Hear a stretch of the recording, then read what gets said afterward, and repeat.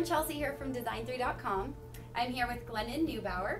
He's the Chair of Programming for Westwood College.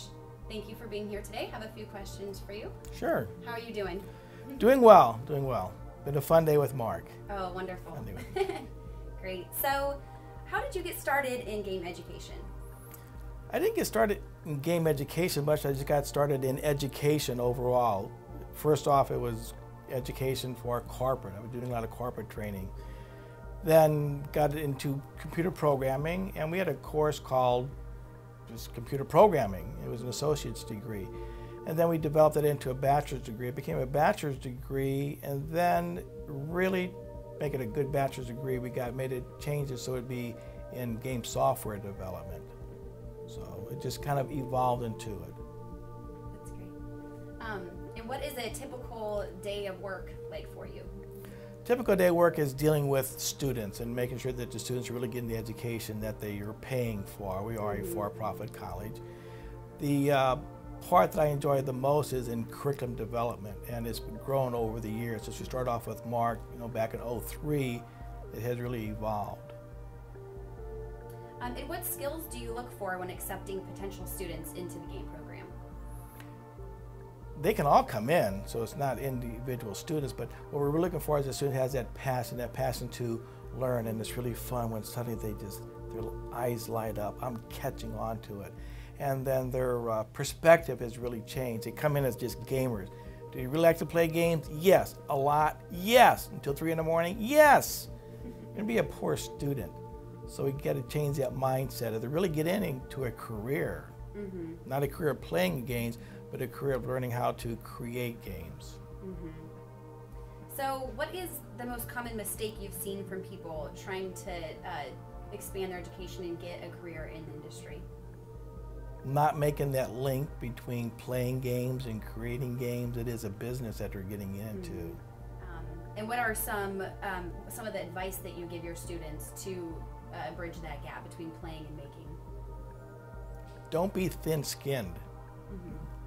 Take criticism, because criticism is really here to help you. So they need to make that transition from wanting to play games to wanting to create games, and create games that are really meaningful. We'll ask them the question, do you know what a bad game is? Oh yes, they know what a bad game is. So do you really think a company would spend years and tens of millions of dollars creating a bad game? Well, no, they wouldn't. So they really have to make that transition and learn what it is to create a good game and make a good, simple game. Really to complete a simple game that is done and done on time. So make a little mod of Pac-Man, as Marc talks about. If you can make a mod of Pac-Man, well then, and you succeeded, did you not? I did. Well then, let's take it to the next step. Make a mod of this. Make a mod of another game. That's great. That's great advice. What are the top 3 things students interested in pursuing a career in the game industry should be thinking about right now? Right now, they should be thinking about what's the industry going to be like in 3 years. We don't have that proverbial crystal ball. What is it really going to be like? And be willing to make that transition and just keep advancing and advancing. Can you tell us why events like Marc Mencher's presentation are so beneficial to students? Because they don't believe faculty.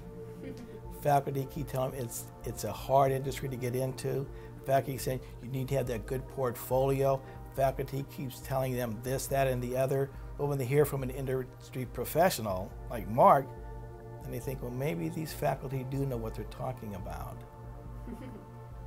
So how will you use Marc's talk in the classroom? The same as we've done since '03, we first started dealing with Marc, is this gentleman knows what he's talking about, and he can put it in such a way that is really meaningful to you, as he did today. They really started grasping that maybe I should shower more regularly. Maybe I should have my grammar correct on a resume. And maybe when the faculty tells them this resume stinks, they're not taking it so badly. Marc has told them, don't put everything in your portfolio. But you build up your portfolio. The portfolio that they start off on day 1 or their first year isn't going to be the same portfolio they're going to end up in 3 years. So keep taking those good pieces and replacing them. Don't throw away the bad ones, because that's the building block that they learned on, and just keep advancing their portfolio.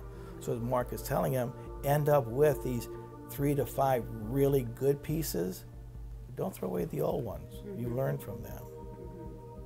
What qualities or skills do you see as being the most important for students trying to find a job in the industry? Except that their first job is to be entry level. It might be in QA, it might be as a game manager, and just take the job. We've had students get turned down on jobs because they wanted something better.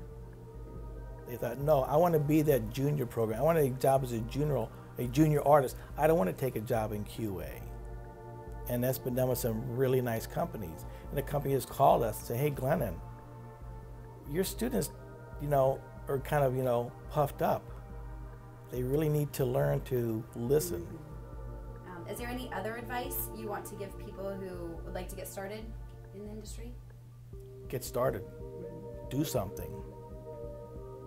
And finally, a question we ask all of the people we interview. If you had to sum up the video game education in one word, what would it be? Tough. It's not for everybody.